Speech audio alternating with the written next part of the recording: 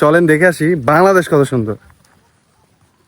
এই জন্য আমাদেরকে যেতে হবে নরসিংদী জেলার মনোহরদী উপজেলার একদুরিয়া ইউনিয়নের একটি গ্রাম সৈয়দেরগাঁও।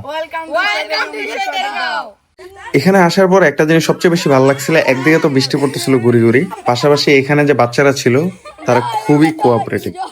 কেন বলতেছি, তারা মানে যাওয়ার পরে খুবই আন্তরিক ভাবে ওয়েলকামিং করতেছিল, যে কি করতেছে বা তারা কি অ্যাক্টিভিটিস গুলো করতেছে সবগুলো আমাদের সাথে শেয়ার করতেছিল।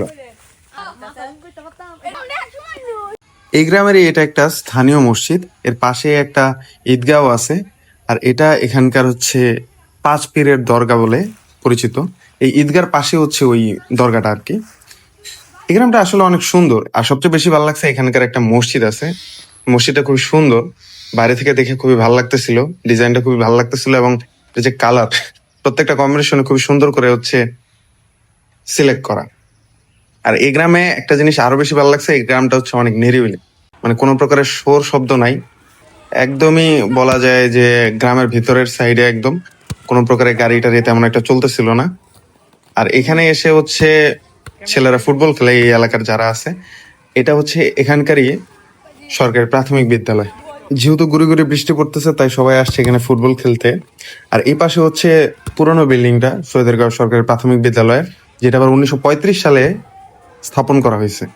আর এখানে ফুটবল খেলার সময় মাঝে মধ্যে পুকুরে চলে যায়, তাই একটু কষ্ট হয় মাঝে মধ্যে ওদের খেলতে।